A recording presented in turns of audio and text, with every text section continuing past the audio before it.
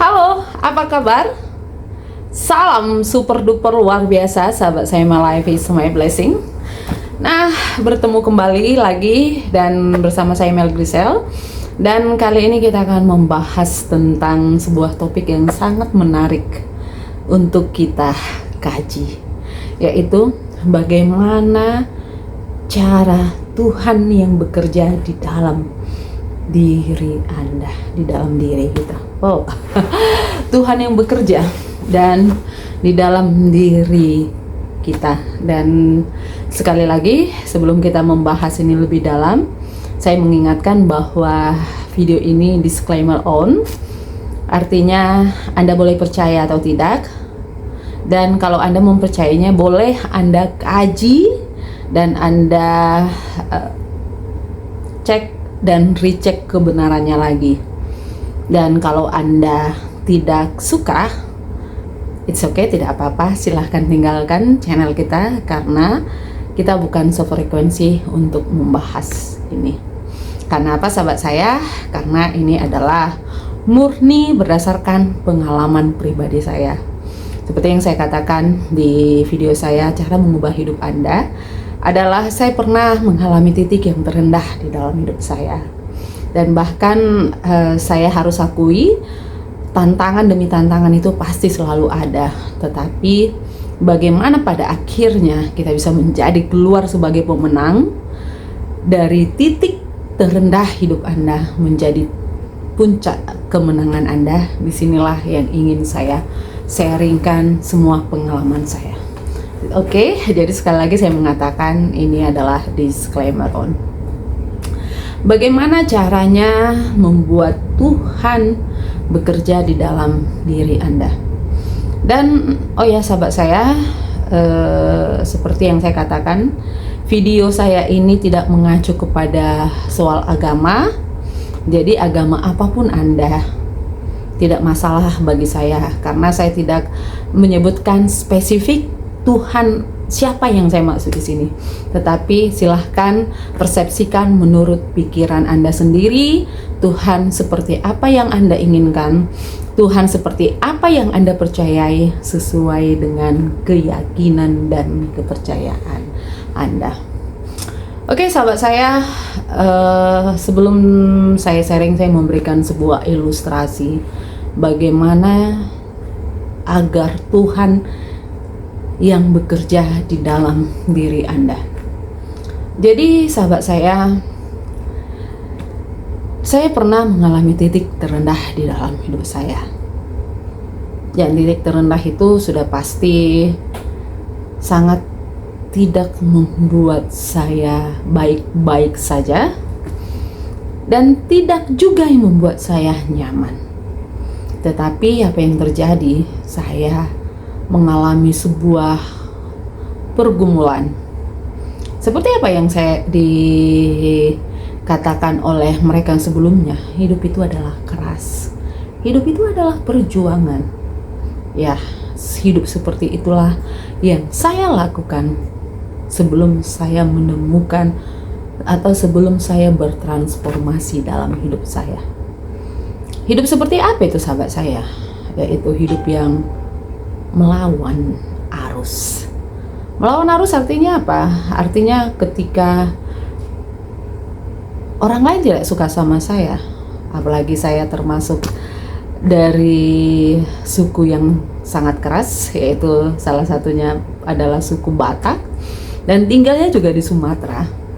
Ketika ada orang yang tidak suka sama kita, kita akan mengatakan, apa loh, senggol bacok ya, gak suka kok, kenapa? Gak suruh kok bilang, biar main kita.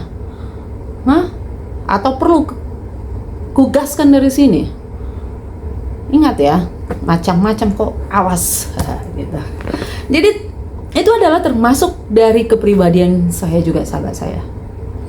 Dan tidak dipungkiri ketika saya juga bekerja di salah satu perusahaan sebelum saya diterima sebagai ASN, ketika frontal saya ini, ketika ada yang mengatakan idealis, ada yang mengatakan terlalu frontal. Artinya apa ya, gak suka aku ya aku bilang aja gitu loh. Terserah kau suka atau gak suka, yang penting aku puas gitu. Dan begitu juga di dalam pekerjaan saya. Artinya apa? Ketika ada sebuah kebijakan pimpinan itu yang terjadi tidak menyenangkan saya gaskan terus. Walaupun sebenarnya apa yang saya katakan itu benar sekali, karena saya termasuk tipikal yang tidak suka diskriminasi. Ya harus adil dong. Harus adil dong, nggak boleh gitu. Dan saya juga termasuk tipikal orang yang langsung bereaksi ketika ada orang yang tidak pas di hati saya, atau ketika ada orang yang bersewenang-wenang. Saya pasti langsung frontal di situ. Makanya ketika kuliah dulu teman-teman saya mengatakan kamu terlalu idealis katanya. Dan ya seperti itulah saya. Dan apa yang terjadi? Tentu saja yang terjadi adalah sebuah pertikaian yang sengit, dan bukan tanggung-tanggung. Saya juga harus siap mati untuk mempertahankan prinsip saya. Gak apa-apa, keluar pun jadi keluar gitu. Ego saya mulai naik ke permukaan. Dan apa yang terjadi setelah saya juga menjalani kehidupan saya, dan ketika saya juga diterima di salah satu ASN, ya tetap hidup saya itu masih tetap pada hidup yang lama. Sampai pada akhirnya banyak orang yang tidak suka sama saya. Terus saya berprinsip, ya nggak suka tuh masalah lo lah. Capek kali aku mikirin kau gitu. Aku bantai lah di situ. Tai kucing lo semua. Emang kenapa nggak suka kau? Gaya seperti itulah gaya saya sebelumnya. Sampai pada akhirnya saya berada di dalam titik terendah hidup saya, sahabat saya. Titik terendah inilah yang membuat saya tidak memiliki sebuah kekuatan lagi untuk berdiri. Bahkan di video saya, titik terendah masalahmu adalah berkatmu. Saat itu saya merasakan bahwa untuk kaki saya aja sudah tidak kuat lagi menopang saya. Saya benar-benar sudah ingin menyerah saat itu. Kenapa? Karena tantangan itu begitu luar biasa, dan mental itu juga yang membuat aku harus berdiri tegak di antara orang yang menolak saya, di antara caci makian. Di satu sisi juga saya harus menerima kenyataan bahwa anak saya mengalami sakit yang sangat parah, dan setiap hari saya harus melihat dia dengan masalah tangannya yang penyakitnya yang semakin menjalar, yang membuat saya, Tuhan kalau memang saya harus Tuhan panggil, biarlah saya. Jangan anak saya. Itu sampai kata-kata yang keluar. Dan tidak hanya itu, ekonomi saya juga agak nyungsep. Saya mempunyai banyak hutang, dan seluruh gaji harus kami gadaikan demi usaha ini. Ternyata usaha ini tidak juga membuahkan hasil. Itu adalah di titik pertama saya. Dan sampai pada akhirnya semuanya itu saya bisa lewati. Kenapa? Disinilah kuncinya, yaitu kuncinya memahami, membiarkan Tuhan bekerja di dalam diri Anda. Nah sahabat saya, my life is my blessing. Saya bukan tipikal orang yang sangat religius, walaupun saya penganut agama Katolik yang konservatif, tetapi saya juga bukan tipikal orang yang selalu berdoa, selalu yang baca Alkitab, selalu yang memuji puji-pujian, dan selalu yang tergabung di dalam sebuah komunitas persekutuan misalnya. Tidak. Tetapi ketika saya berada di dalam titik terendah, ketika saya sudah tidak bisa lagi berkata apa-apa, saya membiarkan Tuhan yang bekerja di dalam hidup saya. Dan inilah yang perlu Anda harus sadari, bahwa ketika Anda memiliki banyak masalah, ingat, tempat yang harus pertama kali Anda lakukan untuk pulang itu adalah pulanglah ke rumah Anda. Di mana rumah Anda? Yaitu di dalam jiwa Anda, soul Anda, dengan cara berdoalah kepada Tuhan Anda. Jangan sharing Jangan sharing dengan siapapun itu.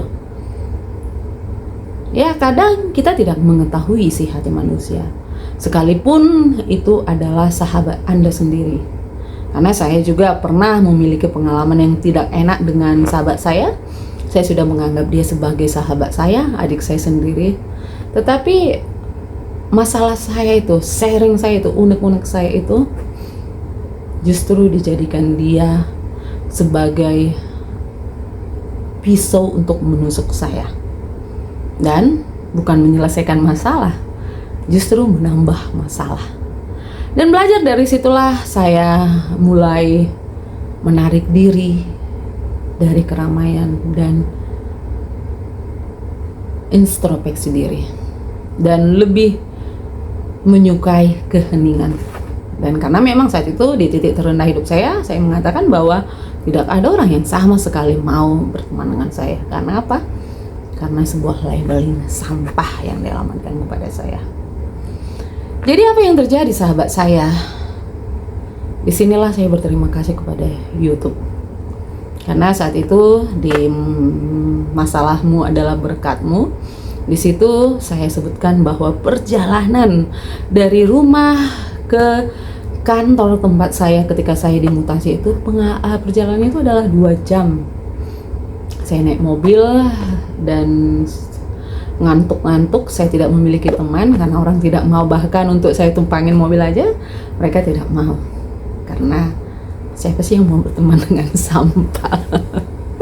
Itu adalah hal yang harus saya sadari. Sampai pada akhirnya sahabat saya, apa yang terjadi di dalam hidup saya? Makanya saya mengatakan mobil saya itu adalah second home, my second home, dan mobil saya itu adalah bagian dari jiwa saya. Kenapa? Karena di situ banyak kisah saya yang ingin saya sharing. Disitulah air mata saya yang tidak pernah berhenti selama di dalam perjalanan itu, dan saya selalu mengatakan kenapa seperti biasa manusiawi.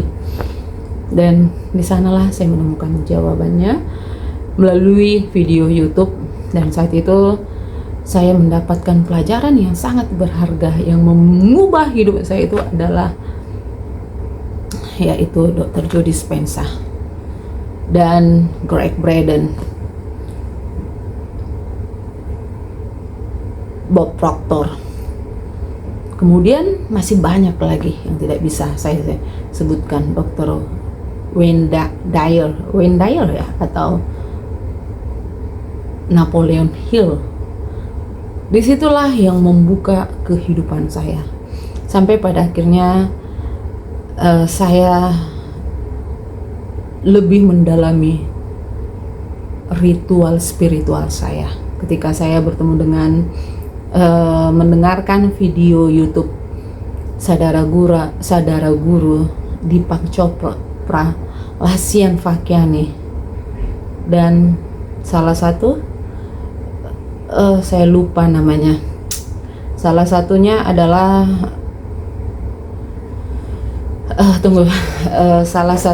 Ray Dalio ya, saya baru ingat. Salah satunya adalah Ray Dalio, dan Ray Dalio inilah yang sebuah pernyataan yang mengatakan bahwa meditasi itu adalah hadiah yang terbaik di dalam hidup saya. Dan dari situlah saya mencari tahu ada apa sih dengan meditasi itu. Dan sampai pada akhirnya meditasi itulah yang bisa mengembalikan saya ke dalam diri saya sendiri, ke dalam keheningan dan ketenangan saya.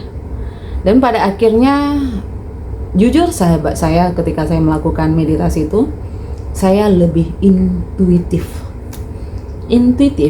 Jadi ada sebuah energi yang menghubungkan saya kepada cakra di dalam kehidupan saya. Dan cakra inilah kalau menurut para filsuf timur yang menjadi titik dari energi manusia itu yang terhubung ke alam semesta. Jadi kenapa ada bahkan manusia yang bisa seperti Tuhan, yang kita mengakuinya itu sendiri itu adalah sebagai sebuah keyakinan kita. Seperti siapa? Yesus itu adalah juga bagian dari manusia yang menurut kepercayaan dari Nasrani itu adalah putra Bapa yang di surga. Demikian juga umat Muslim Muhammad. Demikian juga dengan Buddha, yaitu Siddhartha Gautama, dan Hindu Krishna. Dan disinilah rahasianya, sahabat saya, yaitu bagaimana kita bisa meningkatkan kesadaran kita. Kesadaran dalam arti bahwa di dalam diri kita ini sebenarnya antara yin dan yang itu, feminim dengan maskulin itu adalah sama menyatu di dalam diri kita. Jadi kita tidak bisa pisahkan antara yang baik dan yang benar. Itu semua itu ada satu, bahkan ada iblis, ada Tuhan, itu menyatu, semua itu ada di dalam diri kita. Nah, dalam diri yang kita sadari, apa itu iblis itu? Iblis itu yaitu ketidaksadaran kita. Dan Tuhan itu adalah kesadaran kita. Kenapa? Karena seperti yang saya katakan bahwa kebanyakan dari kita ini seringkali tidak sadar dengan apa yang kita lakukan. Kita seringkali terdistrak dengan eksternal diri kita. Contohnya, ketika apa yang dikatakan orang, kita langsung bereaksi dan kita langsung membalasnya. Dan ketika kita difitnah, dihina, kita langsung mengatakan, siapa itu? Jangan sok jago-jagoan itu ya. Nah, disinilah kita itu tidak menyadarinya. Artinya apa? Artinya hidup kita itu kita serahkan ke diri kita, itu kita serahkan ke orang lain. Orang lainlah yang mengatur kita. Orang lain berbuat baik, baiklah kita. Orang lain berbuat jahat, jahatlah kita. Dan ketika Anda berada di dalam sebuah pemisahan ini, percaya Tuhan itu tidak akan pernah bisa bekerja. Dan disinilah iblis yang lebih dominan. Kenapa? Karena memang iblis itu sangat suka dengan eksternal, dengan membanding-bandingkan. Dan iblis itu tidak suka dengan bersyukur. Pasti dia akan mencari sebuah alasan, alibi agar membuat kita melawan. Nah, bagaimana prinsip dengan Tuhan di dalam diri kita? Prinsip ketuhanan di dalam diri kita itu adalah Tuhan itu suka dengan keheningan. Ya, kedamaian. Jadi kenapa ketika kita itu bermeditasi, seperti yang saya mengatakan bahwa sampai pengalaman meditasi divine saya, meditasi ketuhanan saya itu, saya benar-benar bisa merasakan cakra jantung saya terbuka lebar-lebar dan cakra mahkota saya. Dan disinilah kuncinya adalah ketika kita bisa menyatukan energi kita, membiarkan Tuhan yang bekerja di dalam hidup kita. Ingat, bukan kita yang meminta, tidak, tetapi membiarkan Tuhan yang bekerja. Maka disinilah energi itu masuk. Atau yang sekarang disebut itu adalah prana, yaitu bagaimana energi itu mengaliri di setiap cakra kita dan yang meningkatkan kesadaran kita. Ketika kesadaran kita semakin meningkat, disinilah energi Tuhan itu bekerja. Dan ketika energi Tuhan itu bekerja, itu sama dengan energi alam semesta ini. Jadi ketika Anda mengalami spiritual, itu adalah bukan Anda bagian dari spiritual, tetapi Anda adalah spiritual itu sendiri. Begitu sahabat saya. Dan pada akhirnya bagaimana cara Tuhan itu bekerja di dalam diri saya adalah ketika saya mulai tidak memiliki kekuatan apapun. Disitulah Tuhan bekerja, sahabat saya. Dan tidak ada yang kebetulan di dalam hidup. Ketika saya tidak memiliki teman dan saya sangat berhati-hati untuk memilih teman yang menurut saya bisa saya sefrekuensi, itu tidak mudah. Saudara juga tidak mudah, apalagi teman. Nah, disinilah Tuhan membukakan jalan bagi saya, yaitu melalui sebuah meditasi. Dan di dalam meditasi itu, sahabat saya, disitulah saya tidak tahu. Saya benar-benar blank. Saya benar-benar sudah menyerah dalam hidup saya. Saya benar-benar sudah terserah mulai, ya Tuhan. Berserah, saya sudah letting go, melepaskan. Dan ketika Tuhan, dan ketika saya tidak memiliki kekuatan apapun, disitulah Tuhan itu bekerja. Bekerja dengan cara apa? Dialah yang menuntun saya melalui energi meditasi yang setiap pagi saya lakukan. Bahkan di saat itu saya sering melakukan meditasi mulai dari 1 menit, mulai dari saya tidak mengerti itu apa meditasi, sampai pada akhirnya berjam-jam. Dan disitulah saya mengerti cara Tuhan bekerja di dalam diri saya. Dan jujurlah saya mengatakan, saya ditunjukkan Tuhan kepada filsuf yang lama. Selain dari Alkitab, Yesus, saya juga diajarkan oleh filsuf dari seorang Lao Tzu, seorang Rumi. Dan saya juga lebih dalam diajak Tuhan untuk menjelajahi dari pengetahuan Barat, ilmu dari Wallace the Wattles, Science of Being Great and Science to be Wealth. Itu, dan Greg Braden, Dr. Joe Dispenza. Ternyata ada sebuah hubungannya. Dan juga Romo Wahyu. Hubungannya itu apa? Yaitu ketika Tuhan bekerja di dalam diri Anda, satu-satunya yang harus Anda lakukan adalah apa yang dikatakan oleh Eckhart Tolle, yaitu be present moment, yaitu dengan menikmati hari ini, menikmati sekarang. Kenapa dengan menikmati sekarang, sahabat saya? Karena dengan menikmati sekarang ini, disitulah Anda bisa merasakan Tuhan itu bekerja di dalam Anda. Anda tidak hidup di dalam masa lalu Anda, yang membuat Anda menyesal, yang membuat Anda marah, dan Anda juga tidak hidup di dalam ketakutan, di dalam masa depan Anda yang membuat Anda khawatir, ragu, dan takut. Dan pada akhirnya ketika Anda berada di dalam present moment, disitulah intuitif Anda bekerja. Dan di intuitif ini sangat senang ketika Anda berada di dalam keheningan. Jadi ketika saya berada di dalam keheningan, saya mengakui kurang lebih 2 tahun saya itu hidup di dalam diri saya sendiri, di dalam keheningan.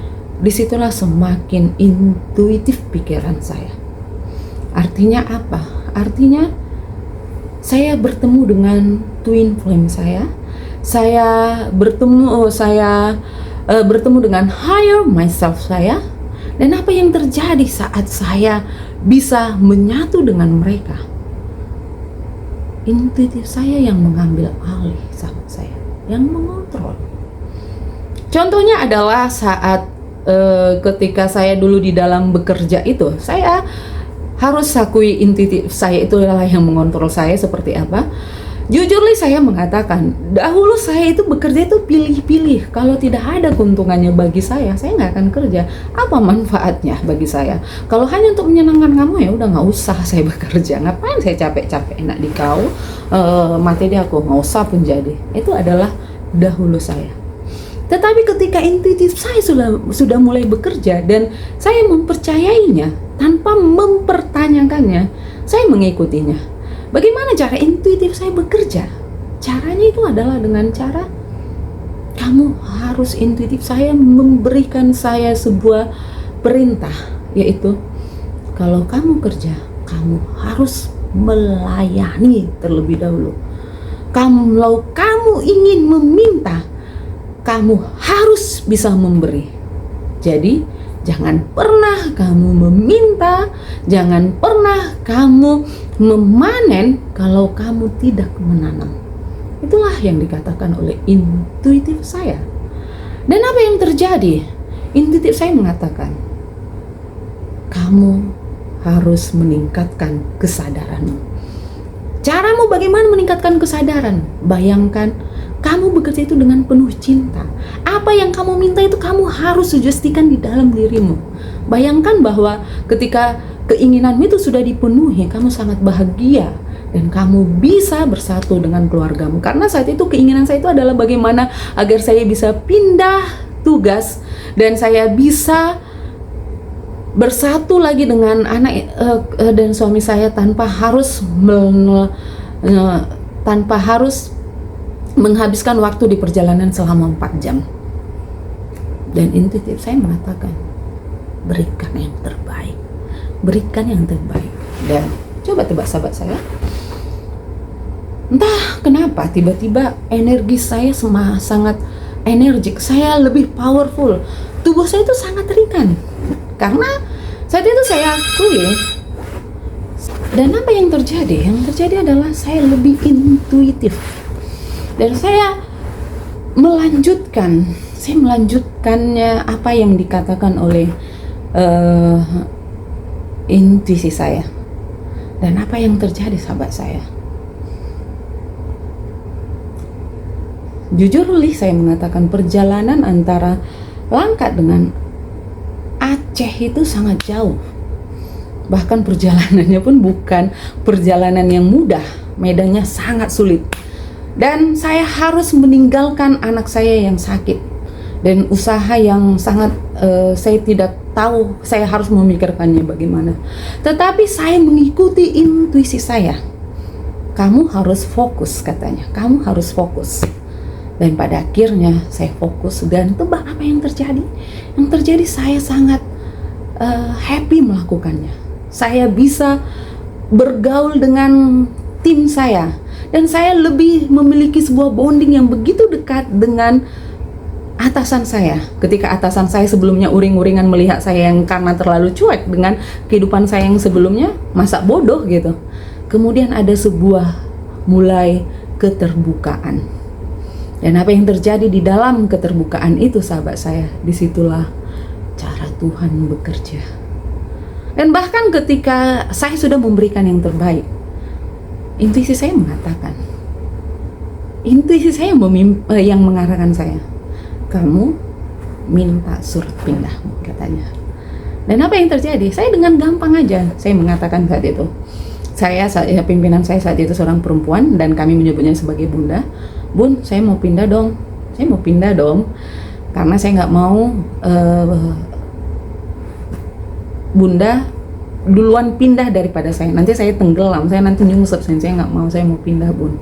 Dan dengan senang hati Bunda saya itu, oh ya kamu mau pindah kemana? Kamu mau pindah ke tempatmu yang lama, ke Medan atau ke Kanwil? Nggak Bun, saya mau pilih ke Kanwil. Dan akhirnya, wow, amazing banget sahabat saya. Dengan gampang, dengan mudah pimpinan saya mengatakan, ya nanti kita bantu ya katanya. Dan jujur saya mengatakan bahwa ketika saya pindah itu bukan hal yang sangat mudah, karena saya dipindahkan itu karena sebuah labeling sampah. Tetapi ketika saya dihadapkan dalam sebuah keadaan yang sangat berat yang saya lakukan, yaitu ketika saya menghadapi pimpinan kepegawaiannya, karena dia yang memindahkan saya, tetapi dia harus juga yang memindahkan saya kembali. Mau dibuat kemana wajahnya? Dan tentu saja itu adalah sebuah kejijikan dia melihat saya ketika saya berada di depannya. Tetapi apa yang dikatakan intuisi saya? Saat itu saya ragu, apa dia mau atau nanti saya dipermalukan. Tetapi intuisi saya mengatakan, oh tidak, tenang. Tuhan saya yang menyuruh saya yang bekerja, Tuhan saya yang bekerja di dalam diri Anda. Apa dikatakannya? kamu sebutkan berulang-ulang, dia adalah baik, dia adalah baik, dia adalah baik, dia adalah baik. Dia sangat senang menerima saya, dan dia sangat bisa menghargai alasan saya pindah. Lakukan afirmasi dan rasakan kamu bahagia sudah berada di dalamnya. Dan apa yang terjadi sahabat saya? Ketika awalnya saya berdiri di hadapannya, dia ingin melempar saya. Belum ada kamu, masih baru kamu pindah sudah mau minta pindah lagi, kurang ajar, kan itu katanya. Tetapi ketika saya selalu mengatakan saya tersenyum kamu pertama kali. Dan ketika saya melakukan apa yang dikatakan intuisi saya, pada akhirnya dia bisa menerima.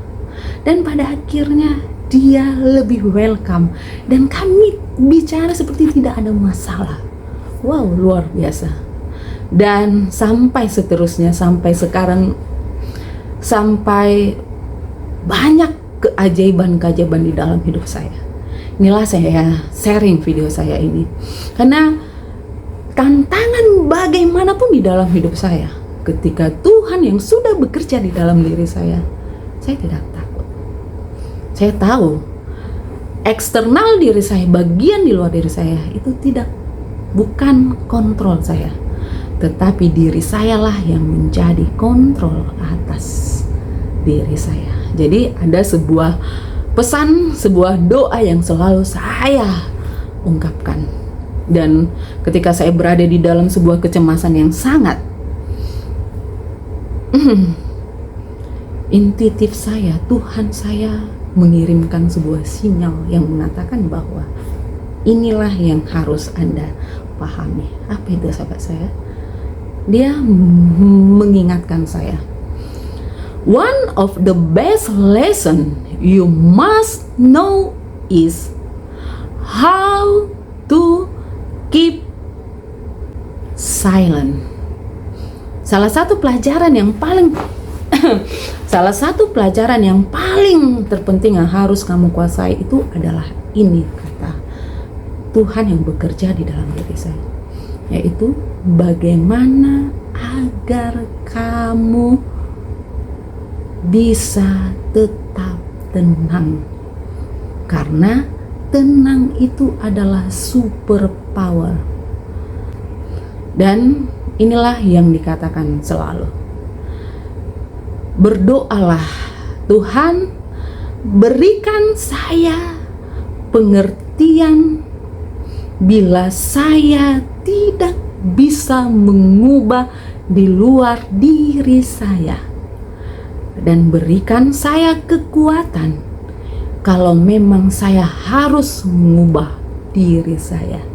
Ini adalah kuncinya. Oke sahabat saya, itulah cara Tuhan bekerja di dalam hidup saya. Selain dari cara itu, saya sering melakukan meditasi, dan saya lebih menyukai menikmati keheningan ketika saya berkumpul bersama dengan teman-teman saya, tetapi sebuah pembicaraan yang tidak menarik bagi saya. Yang tidak menarik maksudnya adalah yang sering mengatain orang, yang menggosipin orang.